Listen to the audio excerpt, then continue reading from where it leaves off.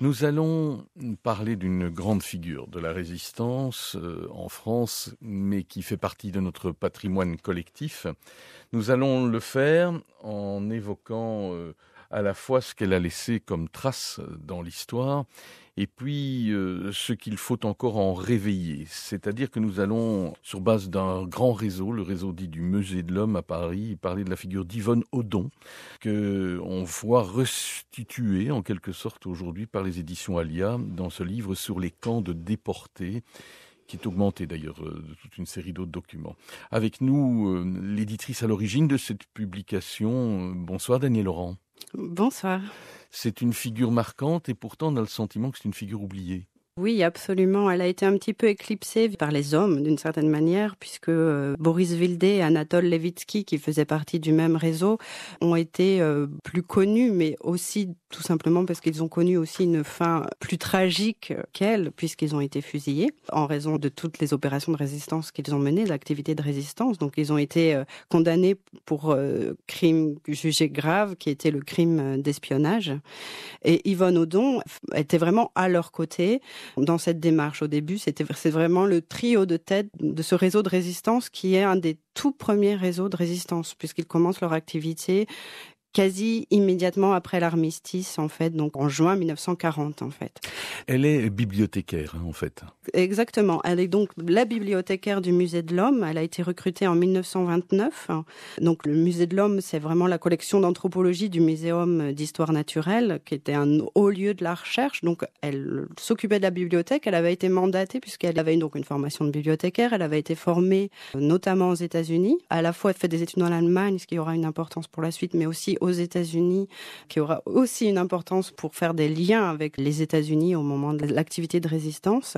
Et donc, c'était une bibliothèque fréquentée par les très grands anthropologues, Lévi-Strauss, Marcel Griaule, Michel Léris, Leroi-Gourhan, Germaine Tillon et Jean Rouge, par exemple. Elle a appris des États-Unis des méthodes nouvelles d'organisation des bibliothèques. Donc, elle a été une militante pour la défense de la lecture publique. Et donc, elle a fait de la bibliothèque du Musée de l'Homme, qui d'ailleurs désormais porte son nom, aujourd'hui encore, elle a fait de cette bibliothèque à la fois une bibliothèque de chercheurs, donc une bibliothèque spécialisée, et à la fois une bibliothèque en libre accès, ouverte à tous, en fait. Donc, elle a adopté la classification de la bibliothèque du Congrès, et c'est vraiment inspiré de ces méthodes qui sont maintenant généralisées, en fait. Je pense qu'aujourd'hui, les formations dans les bibliothèques, il y a la visite obligatoire à la bibliothèque du Musée de l'Homme, en fait. En fait, cette femme passionnée donc forcément par les livres et les documents et les manuscrits et l'idée de bibliothèque doit forcément être choquée par ce qui se passe déjà dans l'Allemagne nazie des années 30, à savoir des autodafés où les nazis brûlent les livres, saccagent les bibliothèques. Ça la marque au point de pouvoir imaginer que c'est ce qui se passera dès l'occupation. Oui, exactement. Et donc, elle prend la décision de son propre chef, déjà dès que l'occupation se met en place, donc de ne pas quitter Paris. Donc, elle reste en poste pour préserver précisément les collections et maintenir le musée ouvert, en fait. Donc, c'est vraiment déjà un refus absolu de capituler devant l'ennemi. Et elle envoie du reste des livres, mais aussi des vêtements aux soldats prisonniers dans les environs de Paris. Très vite, cette démarche déjà de mise en place d'aide, de participation active à la vie sous l'occupation, le pas peut être vite franchi, déjà pour peu à peu aider ses prisonniers à s'évader, donc être dans la résistance proprement dite. Oui, dès de ses premières conférences, en août 45 à Châtillon-d'Ivoire, elle dira effectivement qu'il lui était insupportable de voir épurer les bibliothèques de documentation et que tant de siècles après l'Inquisition, il était aussi facile de brûler des lecteurs que les livres. Oui, absolument. D'où l'importance aussi de continuer son œuvre d'une certaine manière à travers l'édition, puisque ce texte allait être oublié dans des archives précisément du Musée de l'Homme, le petit texte qui est publié donc sur les camps des déportés, que l'on publie là sous forme d'ouvrage. Et en fait, cette femme qui va s'engager dans ce réseau du Musée de l'Homme, évasion de prisonniers et d'aviateurs et puis aussi du renseignement, elle va aussi participer à la naissance d'une publication clandestine, Résistance. Oui, précisément. Et donc, c'est elle précisément qui va proposer ce nom de résistance. Là, elle fait référence aux persécutions dont ont été l'objet les femmes protestantes suite à la révocation de l'édit de Nantes sous Louis XIV, qui étaient persécutées dès lors qu'elles refusaient à abjurer leur foi, en fait.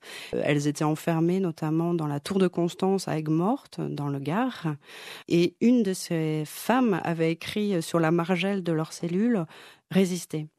Donc, elle fait référence à ses propres origines protestantes, en fait. Elle est originaire du Dauphiné, donc elle était d'une famille protestante. Et on sait la portée de ce mot de résistance, en fait, dont on a tendance à oublier, en fait, l'origine. Alors, vous l'avez dit, ce réseau commence très très vite. Cela dit, le 10 février 41, un bon nombre de participants de ce réseau sont arrêtés suite à une dénonciation. Et le 7 février 42, 10 des membres sont condamnés à mort. Les 3 femmes du réseau, dont Yvonne Audon, sont-elles déportées en Allemagne? C'est le début des prisons et du camp. Oui, absolument. Elles sont demeurées en sursis, en fait, donc elles étaient considérées comme des ennemis politiques, d'une certaine manière, d'où le fait que très tôt dans les prisons, elles étaient, si on peut dire, fichées NN, qui veut dire Nacht und Nebel, nuit et brouillard. C'était précisément en référence à cette orientation politique, comme elle le dit dans le texte, d'espèce dangereuse. Donc effectivement, elle a été 1 an détenue en secret. Ensuite, elle a eu 3 ans de travaux forcés, puis 6 mois dans les camps. Nacht und Nebel, effectivement, nuit et brouillard, signifiait en fait que ces personnes-là étaient censées s'estomper dans la nuit et le brouillard et disparaître littéralement. Exactement. Et en même temps, c'est précisément ce qu'elles ont, d'une certaine manière, traversé. Et 30%, elle le dit elle-même dans le texte, 30% de ces femmes fichées, disons, Nacht und Nebel, ont péri au bout d'1 mois dans les camps. Et elle le dit, et c'est très émouvant quand elle dit ça. Elles avaient déjà vécu la prison, donc elle-même a vécu la prison. Mais la prison n'est pas un entraînement pour le camp. Les camps, c'est encore autre chose. Je cite d'ailleurs cet extrait. « La conscience du temps perdu était donc un tourment de plus, et nous vivions jour après jour dans l'attente d'une délivrance dont nous n'osions plus suspecter la date. La sirène des alertes, toujours accueillie par des cris de joie, rompait seule la monotonie des heures. Les rêves d'avenir flottaient dans l'incertitude, et nous sentions le danger des méditations trop exclusivement tournées vers le passé. Que faire d'un présent sans consistance ?» On voit que, au-delà des brimades et des tourments physiques, il y a aussi, surtout aussi le tourment psychologique. Oui, absolument.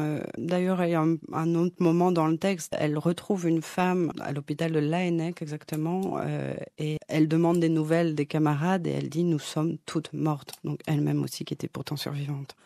Elle est transférée effectivement vers Ravensbrück et puis Mauthausen, libérée. Le 28 juin 1945, elle témoigne déjà au Muséum national d'histoire naturelle. C'est rapide comme volonté de témoignage. Alors, c'est ça qui rend ce témoignage absolument exceptionnel, puisque en fait, elle a pris exceptionnellement la parole tellement le mutisme était de règle sur ce qui s'était réellement passé dans ces camps. Germaine Tillion elle-même, qui pourtant a témoigné aussi par la suite, il y a des choses qu'elle tait, qu'elle n'a jamais exprimées comme Yvonne Audon l'a fait. Et c'est ça qui, moi, en tant qu'éditrice, m'a aussi absolument saisie, en fait. Ce qui est tout à fait saisissant, c'est qu'effectivement, elle décrit très rapidement, puisque libérée le 22 avril, elle témoigne le 28 juin. 2 mois après. Ouais, elle témoigne à la fois, bien sûr, des atrocités vécues, mais aussi d'une immense dignité préservée et des solidarités. Oui, c'est ce qui rend le témoignage extrêmement mouvant. Et en plus, la dignité, je pense que c'est vraiment le maître mot de tout ce réseau en lui-même. Et elle l'a poursuivi aussi dans ce témoignage. Mais ce qu'il faut savoir que le procès, il y avait un juge nommé Ross Cotton, qui a été ensuite évidemment emprisonné lui-même après la fin de la guerre. Et elle a contribué à sa libération parce qu'il avait essayé d'être le plus clément qu'il pouvait. En fait, il avait essayé de résister lui-même d'une certaine manière au parti nazi dont il faisait partie. D'ailleurs, une autre femme de ce réseau qui s'appelle Agnès Humbert avait publié un livre de mémoire et elle l'avait adressé à ce juge et la dédicace c'était sans rancune. Si c'est pas de la dignité, ça, enfin c'est impressionnant. On a, parmi les textes dont vous avez à la fois reproduit ce témoignage sur les camps de déportés très rapidement, et puis aussi son rapport sur mon activité de résistance 1940-41. Elle tient vraiment à faire rapport pour l'histoire. On sent la documentaliste bibliothécaire. Oui, c'est vraiment une passeuse de mémoire, d'où le fait qu'elle mériterait d'être mieux connue. Mais c'est aussi que la plupart des résistants ont fait ce rapport de résistance pour des questions de reconnaissance aussi. Du statut. Exactement, du statut de... Donc en fait, tous les rapports se recoupent, mais... il m'a semblé essentiel qu'il y ait ce supplément, si on veut, au simple témoignage dans les camps, dans la mesure où ça montre l'ampleur de la personne, ça donne la perspective et aussi la relative gravité, si on peut dire, des actes. Enfin, même si donc, le réseau a été quand même à l'origine d'un affaiblissement moral important des Allemands, puisqu'il a mis au jour le plan des bases militaires établies par les Allemands à Saint-Nazaire, et donc qui a été déjoué auprès des Anglais. Donc c'est grâce au réseau du Musée de l'Homme qui ont réussi à faire passer les documents, les plans militaires auprès des Anglais. Et d'ailleurs, au moment où Yvonne Audon est arrêtée, elle a chez elle une copie de ce plan qui a conduit à sa condamnation. Est-ce qu'elle dénonce le silence des autres face à son urgence de témoigner ? Non, jamais. Je pense qu'elle a suffisamment d'humanité.